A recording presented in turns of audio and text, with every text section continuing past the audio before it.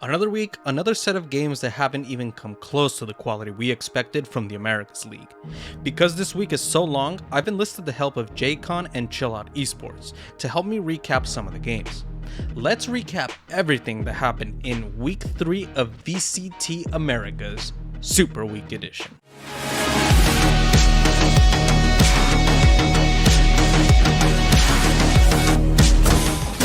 What's up, gamers?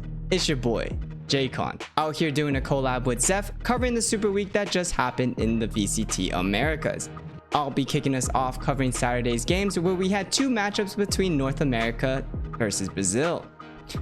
The first matchup that we would have was Sentinels taking on MIBR. This would be an incredible bounce back for Sentinels as they suffered a 0-2 loss to Lev last week, and to prove their confidence, they picked Lotus into this matchup and absolutely dominated on it. They were able to secure both pistols and anti-ecos in this map and ended the map 13-3.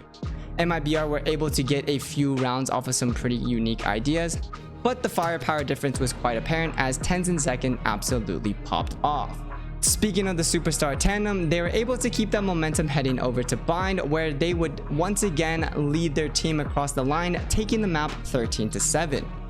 MIBR were able to take the first pistol of the series, however it quickly flipped on its head as Sen were able to use their classics on the following round, stealing away a thrift and once again giving their classic bundle a great marketing show.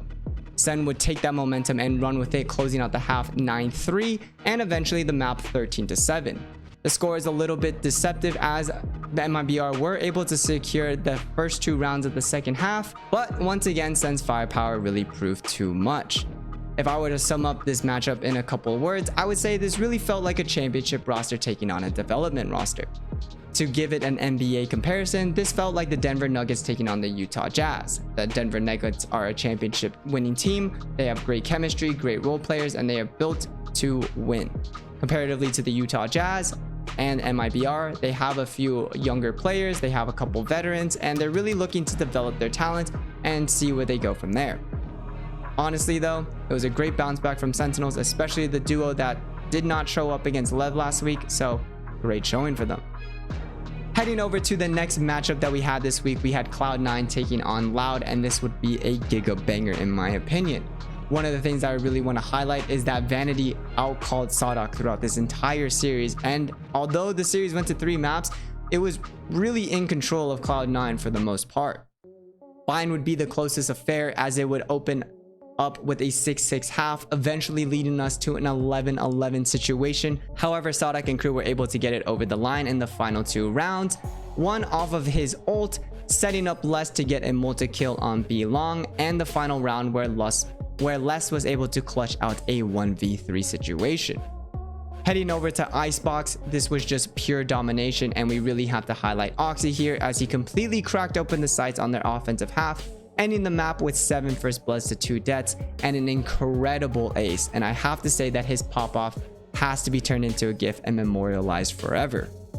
Icebox again would be pure domination as Cloud9 closed out the map 13-4. Lotus, on the other hand, got a little bit funky as Loud brought in a new adaptation to their comp, swapping Killjoy for Deadlock, and let me tell you, Saadhak was actually kind of frying on the Deadlock.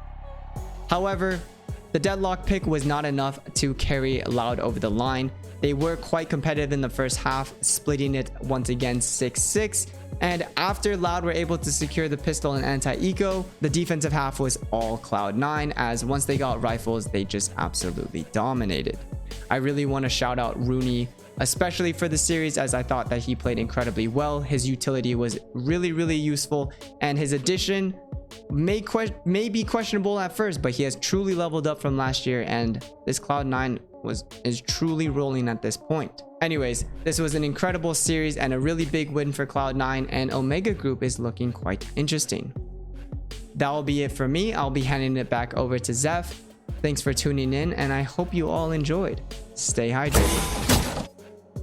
Hey everybody from Zeph's channel, my name is Kyle and I am from a YouTube channel called Chill Out Esports, and today we're going to be talking about the match that happened on the Sunday of Super Week. One of the matches being Crew versus Evil Geniuses, and then another match that I'm sure Zeph is going to want to forget very quickly. All Energy fans were not very happy on this Sunday. It wasn't a good weekend, me included. I like that team as well, and oh god, I want to forget about that. So Crew versus Evil Geniuses was a 2-0 win in favor of Crew. Crew were looking really hot coming into this match and Evil Geniuses were stumbling around. That's no longer the case because of a match that's coming up later in the video, but even so, Crew were set up for success in this match. Taking Lotus 13-5, absolutely stomping Evil Geniuses, not allowing them to get any momentum. Then Breeze being a bit closer, 13-9 in favor of Crew. Crew just taking a very good lead in the first half, 8-4 at the half. EG then with a bit of momentum on their defense side, but only winning 5 rounds, Crew were able to take it. Crew are looking really hot right now. Klaus, fantastic match. Keznit, fantastic match. Heat, fantastic match. Melser, a good match as well. Shy, not as good, but hey, overall fantastic numbers from all your big boys on Crew. And then just all negatives, all in the red on the side of EG. Jawgemo especially sticking out like a sore thumb, really not looking good during this match. Then moving on to this one, and this was just the most unwatchable, most terrible, garbage match to watch ever, especially if you're a fan of Energy. But if you're a fan of Leviatan, this was extremely fun to watch, and you were probably laughing the entire time. You see, when two super teams clash, you really expect it to be very close, a lot of high-flying plays, a lot of just insanely clutch moments. But instead, you get Sunset, which was 13-4 in favor of Leviatan, just giving Energy absolutely nothing on either sides. And then Bind with the exact same scoreline, but even worse, because Lev won 11 in a row, and then Energy won just barely anything, and it was just over before it even started. All red when it comes to Energy, and then Leviatan all green. Except for Calm, so take that, guys. Should have kept Nosware. Calm sucks. No, I'm kidding. I like Calm. Calm's good. ASPAS with +19, Mazino with +16 with some insanely clutch moments. He had probably his best game all year. And Kane, who has been on a hot streak as of late, just looking fantastic. So really good to see on the side of Leviatan, but for Energy, you want to just wipe this from your memory. You want that Men in Black like pen thing to just flash you in the face and just have it just be wiped, because this was garbage. So those are the 2 Sunday matches. Thank you, Zeph, for having me on your channel. Really appreciate it. And for all you watchers, subscribe to Zeph and also subscribe to me at Chill Out Esports. Just search it up in the YouTube bar. I'll also probably be linked down below if Zeph remembers. That'd be cool. Thank you. And back to your regular scheduled programming. There's a little transition. You can use that if you want, Zeph, or just leave this clip in and make me look like an idiot. Last week, G2 looked a bit lost playing 100 Thieves. They didn't really show that they could beat a contender team. Coming into this week, they needed a strong front of execution and teamwork, but they also made an extremely important addition to the team. And I'm not talking about a player. I'm talking about G2's newest co-streamer, the Aura Gifter himself, Finesse, the former world champion turned into watch partier, FNS. Fortunately for G2, they got to play one of the worst teams in VCT Americas in Furia, so it should have been a little easier. Furia, I don't have to really talk too much about because they kind of have been going on an awful streak. Lotus was a disaster class from Furia. They had no clue what they were doing. The only rounds that they won were the first half pistol rounds and the last round at the half. The rest of the time, G2 had them on buy, save, and it was just a complete annihilation of their plans. Even in the second half, Furia did not convert the pistol rounds, and the match point at 12-3 with guns in their favor, Leaf was able to clutch 1v2 to get them their first map. Icebox had basically much of the same result. Furia just looked completely lost. I'm not sure what was causing all this confusion, since this team, aside from Nowser, has been together for so long. I honestly could see them falling into the Crew symptom from last year and continue to lose, which would suck. But from the body language of the players, coaching interviews, and the way that they're playing, things seem to be headed that way. Let's talk about G2 players. Wow, some of these stats are pretty impressive, but I do understand that it's Furia. But hopefully this has given them a boost in confidence, especially with someone like Icy, who is new. Only one of the 5 players on G2 had a double-digit death, and it was Icy. but he's basically the entry on every map, so it's only natural. Trent and Leaf were top fraggers for the day, and with 30 plus kills on both maps, well, I'm impressed. 100 Thieves beat G2 on the previous week, and that must have been a confidence booster, no pun intended, for the entire team. This week, they had to face a team that had been pretty consistent. Cloud9 had beaten Leviatan, Evil Geniuses, and Loud. 2 of 3 which are pretty impressive accolades, but 100 Thieves had much bigger question marks since G2 hadn't been known to be a particularly strong team, while C9 had already beat some formidable opponents. On Bind, 100 Thieves would get the ball rolling by winning their first 4 in a row. Then C9 would win the following 2, with Moose securing their second round win. The following rounds, Boostio, Bang, and Asuna would play retake to ensure that C9 would have to play an eco round. And on round 9, C9 were able to get their third round of the game. They traded rounds, but a missed push by C9 would get them sprayed down on beat long. 100 Thieves would win the next one, and the half would end 8-4. Surprised they're not investing more. Well, I guess that's why. Boostio gets 4, Asuna gets the last. What a great half from 100 Thieves. C9 would convert the pistol rounds and get us close to an 8-6 deficit. 100 Thieves would win the buy-up, and when Boostio's mouse died on round 16, he used himself as bait and with a virtually 4v5, still managed to beat C9. Yeah, he's just trying to be a body bag for them to trade off of. His mouse died. He can't even switch his gun. It's an IGL masterclass right now. Go, swing with me. We need to leave it on POV. Unfortunately, he dies. They might win the round anyway. Last player standing. Oh, Eeiu turns around. Perfect timing. It's the craziest round. They won 4v5. Oh no, he's popping off. He's like, you guys hurt. 100 Thieves continued the momentum, and while Cryo found himself in a 1v2, he got a lineup sent by the Valorant gods and managed to win the round. Round 19, Zeppa would win a 2v1 of his own, but this should have gotten them another round, except 100 Thieves would win the last round with a minimum buy. On Ascent, 100 Thieves would win the pistol rounds, and they would just snowball for almost the entire half. Eeiu wins with a 2v1 on round 2, Cryo was gunslinging with the op, and in round 11, they managed to get one round after holding the side post plant. But this would be the only round that they would get in the entire half, as Eeiu and Asuna would retake a 2v3 disadvantage and win the 12th round.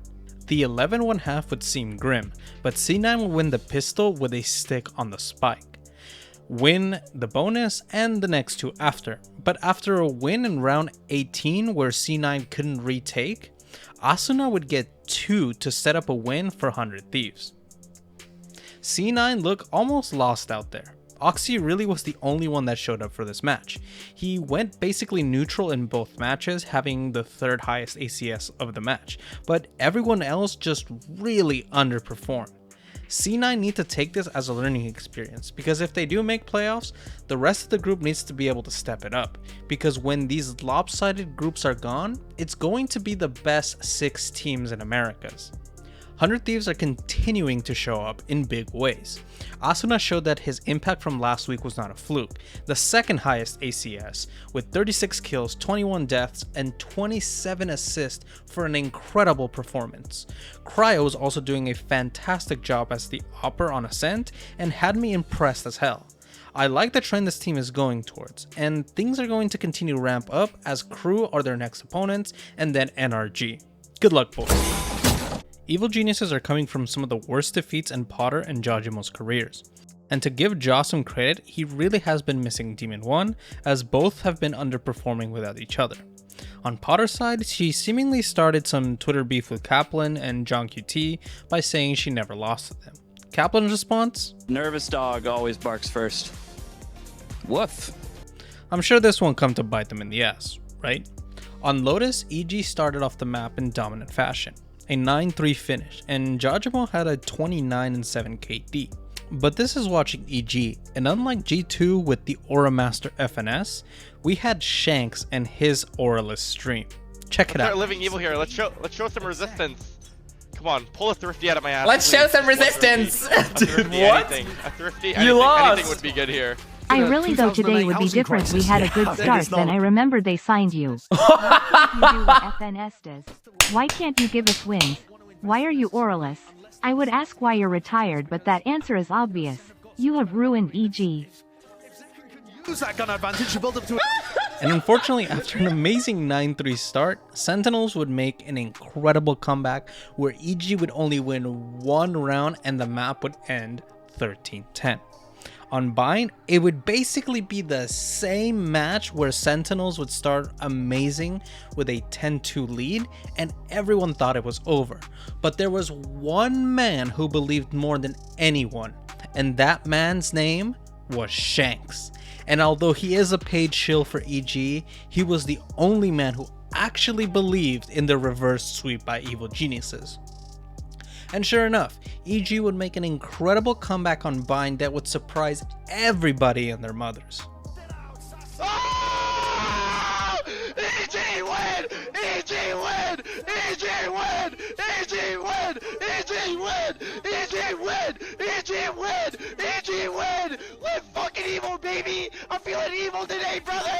I'm feeling evil! And it delivered, as everybody was on the edge of their seat, hoping that either Sentinels would win and bring them back into the playoff race, or that Evil Geniuses' lifeline would become a reality and they could start entering the race for playoffs as well. And at the end of the day, Evil Geniuses won. And it's incredible because we have just exited what is supposedly one of the best tournaments ever with Sentinels winning.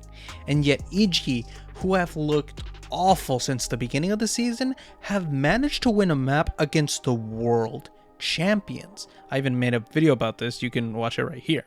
Sentinels has looked incredibly flat. Coming off of their win at Masters Madrid, things haven't particularly looked the same. We gave them the benefit of the doubt since they only had one day of prep against their first opponents where they did manage to win, but everything after that has seemed to have fallen apart. I don't know exactly what's going on, but given the frustration in the voice of the Sentinel segment last week, I can only assume that this has been a consistent issue the last 2 weeks. Hopefully they can recover, but things are looking grim as the groups have been lopsided in favor of the Alpha group. I'm just being earnest. I'm really disappointed. I don't understand a lot of what I saw. I think it's pretty pathetic. And it felt more than anything like shit to go out on the stage after that game and hear the crowd cheering Sentinels when we played like that. We didn't fucking deserve it, and it was really disappointing. There's a bunch of stuff we prepared this week that we did wrong. NRG just played against Leviatan in one of the worst matches I have ever seen from them, and the community was so angry because they had Demon1 on Raze instead of Brimstone, and they had Vic on Brimstone instead of Raze, two roles which are historically opposite to what each other play. Why are we experimenting against one of the best players of all time in ASPAS?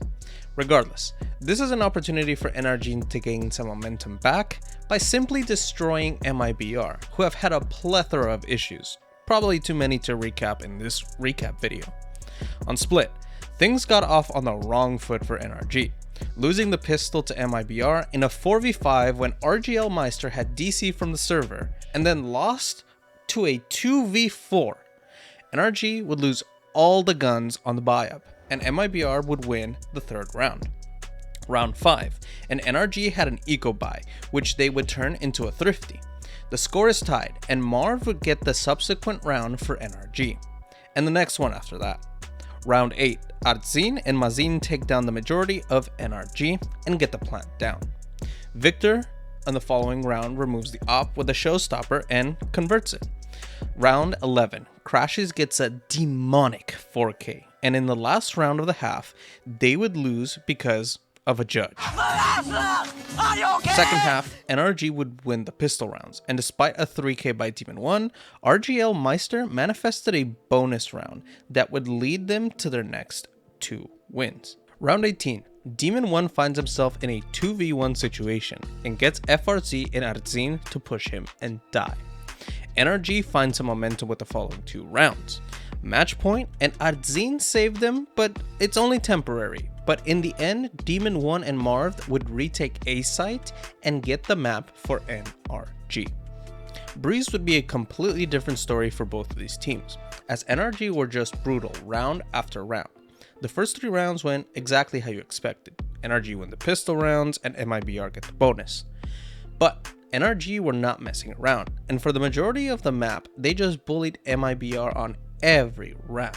Round 6, Victor steps up his trips to get 3 kills for the team. The next one, NRG does a complete fumble and allows the sheriffs to kill them in order for MIBR to get rifles, and they get the win. FRZ can't 1v3 the following round and lose it for them. Round 10, a Viper's Pit secures the plant for MIBR and the round. The last time MIBR would get any round for the rest of the map.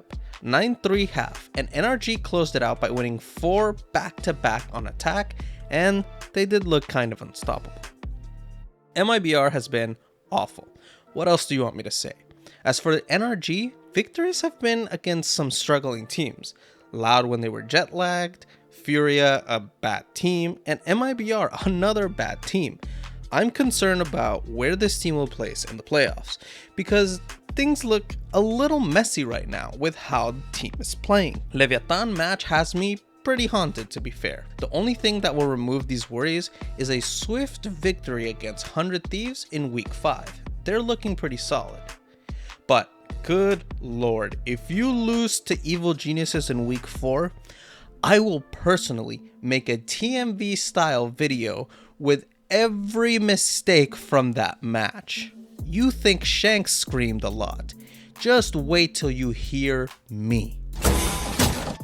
G2 came in with some momentum after their victory against Furia earlier this week. Unfortunately, they had to face against Leviatan, who had just stomped NRG a couple of days ago.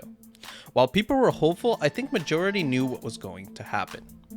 G2 starts out with a 6-0 deficit because ASPAS is a demon. Slow that one down for me. Oh no, my god! That's an elbow. And by the way, that's not a wall bang. Don't understand how. Don't ask me. Pixel perfect accuracy from this guy. Jonah P manages to get an ult down with ASPAS dead and a Yoru recon to a Viper's Pit on B. That's a lot of ults. And they get around. Unfortunately, ASPAS is on his tour to prove that he is the GOAT and stops G2's push onto A site with jet knives. At half, things looked kind of grim, but after conjuring up some rounds and a nice ace by Valyn, G2 were mounting a comeback, but it was for naught, because Leviatan just closed it out 12-6. Icebox, Leviatan start out with an ASPAS 3k to win the pistol round. G2 win the next one, but lose the following, and then Trent with a sheriff shot brings G2 another round, and they convert the following. After a timeout by Leviatan, G2 were starting to build some momentum, and the half would end 6-6. Second half would start out with a Leaf clutch and a G2 buy round, but Leviatan would answer and win the next one.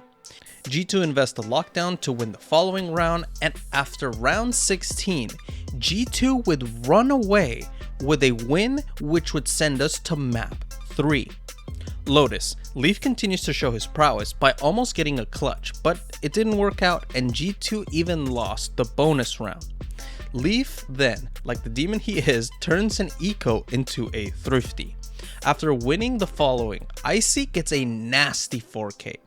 After losing a couple rounds, Jonah P goes insane with a bulldog clutch. Knows that he can't make a normal defense work. Jonah on an off angle, another kind of hero setup. Should get traded immediately, surely. Surely, locking it, ADS, bulldog! That is just binding him to pieces! Shredded in place!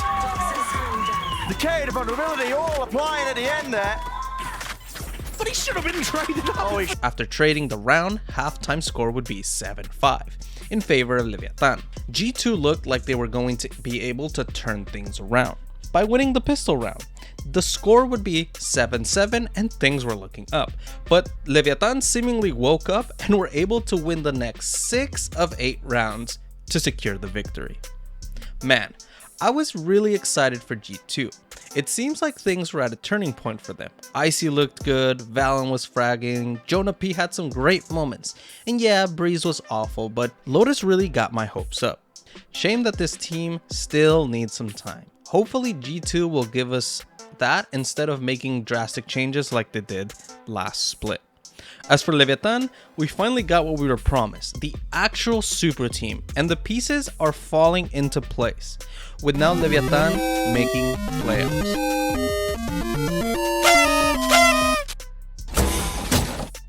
Loud have been on a 2-week losing streak, and it's actually starting to make me angry how badly they've been playing.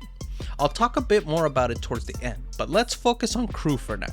So far, KRU have shown that they are nowhere near the bottom feeder team, beating Furia, MIBR, and Evil Geniuses. So right at that moment, they sit at the middle of the pack. The real question was if they were capable of beating one of the old legacy teams in Loud. Split didn't start the way KRU needed. They won the pistol round, but immediately got ecoed by Loud the following one. KRU would have to play an eco round of their own, but even after losing it, they couldn't win the next buy-up round. On their following eco, they managed to light buy and beat Loud. Shy and Melser would get them the win, and the next round, suddenly things were tied. Loud then wins the next two, and KRU responds by getting another round of their own. Loud would get the score up to 7-4, and KRU managed to hold A side to end the half at 7-5 in favor of Loud. On attack, Loud would win the pistol, but the bonus, KRU would be able to get the score back to 6-8. And then the worst scenario happens, and the match would just snowball out of control for Loud, not getting one round win past round 13. Round 19, Shy makes an amazing play after what looked like the round was about to be lost. With it, paint shells, he holds his ground. A bit of damage, but no kill. 5 HP left on QCK. And Shy is waiting for him. Beautiful! Oh my God! And 2 rounds later, KRU win map 1. Ascent. KRU gets started with a 7-0 lead, where it just seems like things could go no wrong for them. And with a 7-1 score, the next round, the Brazilians started to panic as they were getting flashbacks to Brazil versus Germany. Not to worry, as they would conjure up 4 rounds to end the half at 7-5. Loud win the pistol rounds and get the map fairly close to 7-7, and both would exchange rounds 8-8. It's a battle. You cannot let KRU gain any momentum, and after Melser gets 2 kills with the Guardian, KRU win the next, and Melser gets another 3k, and the map starts to slip from Loud.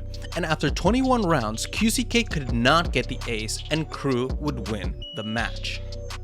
Lauji, meu Deus, que eu vou fazer? Para que deram os treinadores controle total sobre as decisões táticas do time? Já tô ficando saco cheio de como vocês estão jogando. Tá na hora do Saadhak ganhar controle da equipe novamente. Se o Les vai chorar porque o time precisa mais estrutura, deixa o moleque chorar. Não aguento mais essa diva. Estoy tan orgulloso de KRU. Todo el mundo, incluyéndome a mí mismo, dijeron que ellos no iban a hacer nada. Y estoy tan feliz que ellos me mostraron que yo estaba equivocado. Porque Keznit está probando que él es un deus de Valorant. Heat también está diciéndole a toda la escena brasileña que yo sí soy un jugador que merece estar entre lo mejor de lo mejor. Melser y Shy están impresionándome también. Klaus está todavía más o menos jugando, pero yo sé que él puede cuando se le pide jugar mejor. Mucho orgullo, muchachos. Ya me subí a la cruneta. ¡Vamos!